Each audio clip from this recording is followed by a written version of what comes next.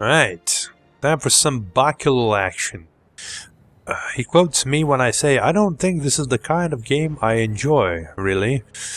And he says, well, that's certainly a good start. Maybe not, XD lol. Well, he's talking about Baldurs Gate, the very first episode. Okay.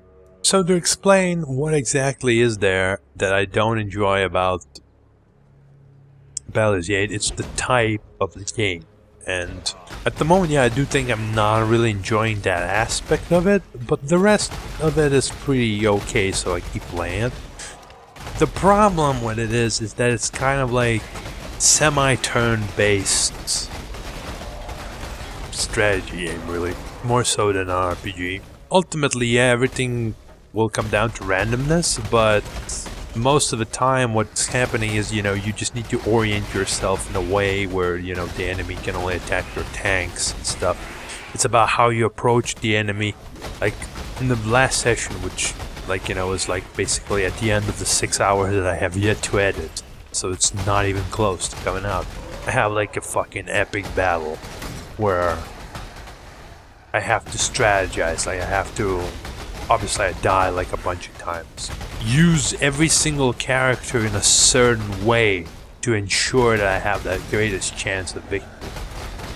And these are fun, but they're too far in between to be like interesting in of itself, and the rest of the game is like, oh, Dope is up front, so he was noticed by random enemies and now instantly dies due to range attacks. Like, that shit pisses me off, like, so much. It happens, because I pretty much have to restart at that point, because I know that the reason he died wasn't, like, random or something. It was because, hey, Dope for some reason was going first again, into unknown territory, and so he fucking died. And it's fucking stupid. I mean, I could just tone down the difficulty, but, I mean, at that point, then I wouldn't get the actual cool battles against actual cool stuff, like the one I just mentioned. Because there's quite a few. I think like I have like at least 4 now of like really cool battles, and probably more that I'm just like forgetting now. We had the one with Nira. That was a pretty cool battle that required some messing around. And then the rest I think are in videos that have yet to come out, so I can't really talk about them yet. Obviously by the time I release the video, this video, they may have come out already, but I don't know. No, like right now I'm just gonna like release that video tomorrow. So in 3 days I will release episode 9. And there's 2 more episodes, which means probably 6 more days until that comes out. So that would be like 27th or so. Or 26th, sorry, maybe. No, 27th, I was right the first time.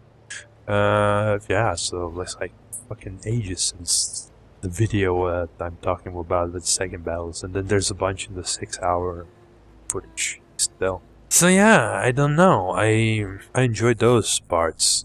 But I don't enjoy the other stuff that much. Like, you know, like I said, the fact that you need to pause constantly, that's annoying. You know, you don't really control one character but a bunch, so you have to go all over the place. It's not as bad as a real strategy game, because in a strategy game, everything that would be like the base idea, and you would just keep playing like the same maps and shit, so it would be infinitely more boring, but it's still like not my type of a game. Another game like this that I don't like to play is Dragon Age Origins. Tried playing and maybe even recording once a long time ago, like before I even like will beat properly. So ages upon it. It's like 5 years. And I just don't enjoy it. I kinda can enjoy watching people play these kind of games, but I don't see myself enjoying like really playing them through. Because, you know, I know like every time I fight is gonna be a bunch of pauses and stuff, and the thing is, you know, yeah, if you set the difficulty too high, then every single fucking battle is gonna be like that, but it's just gonna be annoying, and then you won't have the cool battles. I think Baldurs Gate actually does it pretty well. Like, the battles that are shitty, they usually are over really fast as long as Dope isn't running up in front. and cool battles are actually really spaced out quite respectably, so I can actually quite enjoy it. At the end of the day, I'll probably enjoy the game as a whole, and we'll find out when I end it. I don't know how long the game is, but at the rate we're going through chapters, I don't know how many chapters there are. Maybe there's like 100, so it's fine, but still. I feel like, yeah, I am exploring as much as I can, so we'll see. It'll probably take a while. Anyway, another comment by TheBokkelul says, "The main character can't die." What? I've only played Icewind Dale. You make all the characters yourself there, and they can all die. Also, isn't insane a good idea, P? I don't know about the difficulty of Baldurs Gate, so I do know, but core rules said for veteran D&D players, so I'd assume that's the proper difficulty to select. Insane difficulty is pretty insane. 8 slash close parentheses. The text scroll speed seemed appropriate if you read it on your own instead of reading along with the narrator, though the simple ability to scroll through the text yourself is really not too much to ask. Right, so first of all, I think I've showed this in some following episodes. My character just straight up dies.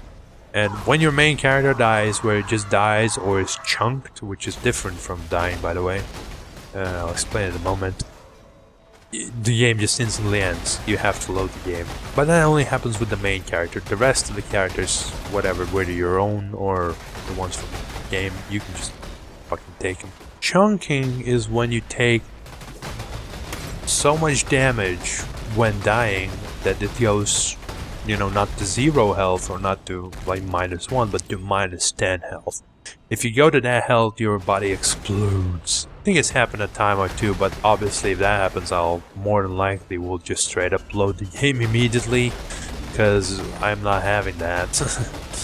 My character's randomly exploding, and yeah. It sucks, dying sucks, it's expensive.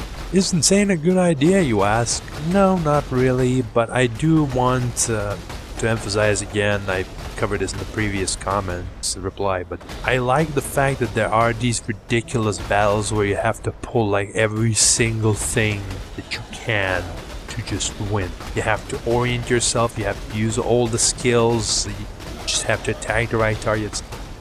Those are cool. Yeah, and the problem would be if, like, you know, the entire game was like that all the time and you would constantly die if you just walked in the wrong way. It would just become really annoying to play. But it's not. It's fine. I think, like, if I, like, leveled up a few more times, my characters would, like, almost never die as well. If I didn't fuck up or I didn't fight something ridiculous. So it's just... it's fine. I mean, yeah, I take a lot of damage, but it's fine. The main reason I have this confidence is because there is a difficulty harder than insane, which is basically the way I understand insane. But also the enemies have like 3 times more health with a buffer.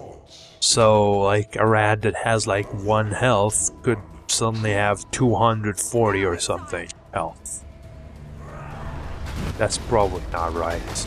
That can't be right. Yeah, I think it's like the rats have like 80 or 90 health instead of like 1 health.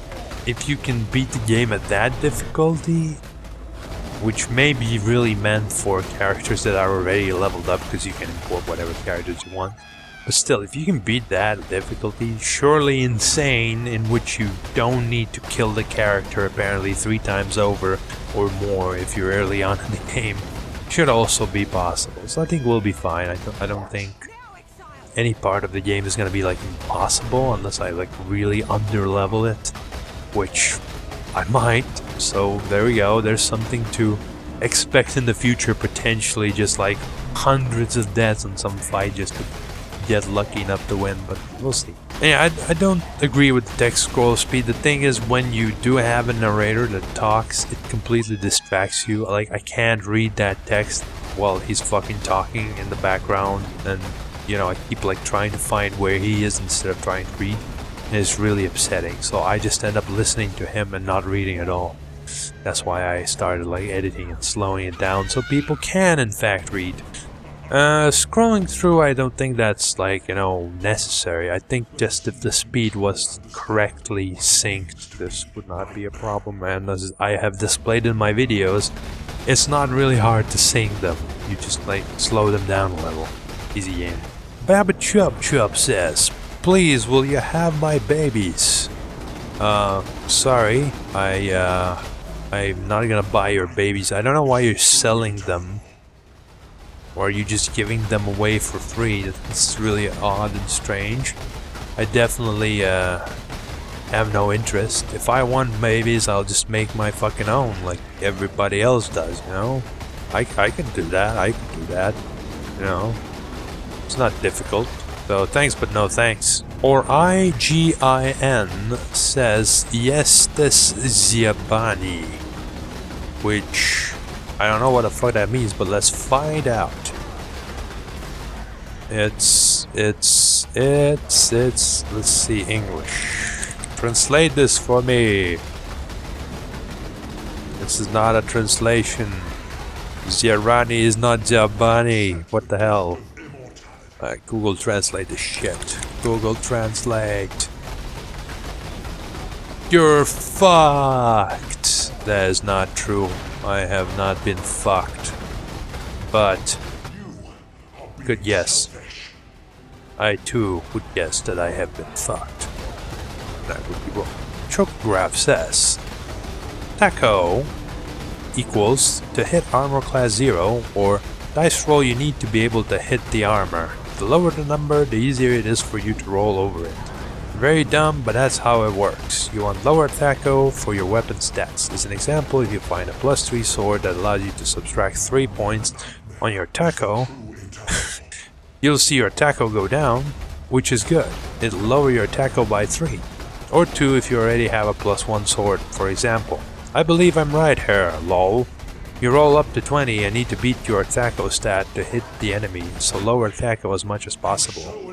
Game's old. I looked it up at some point, I just forgot what it means. But yeah, I agree, I think that's how it works. Looking at my characters, like, they usually have negative armor. Positive armor, so that means... I assume then that, you know, let's say I have 10 positive armor, which is probably like naked.